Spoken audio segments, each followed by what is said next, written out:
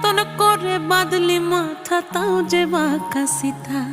মেদিনীপুরে রায়না চিরন বাঁকুড়ার ওই ফিতা, আরে যতন করে বাঁধলি মাথা তাও যে বাঁকা সিথা। পেছ পাড়ি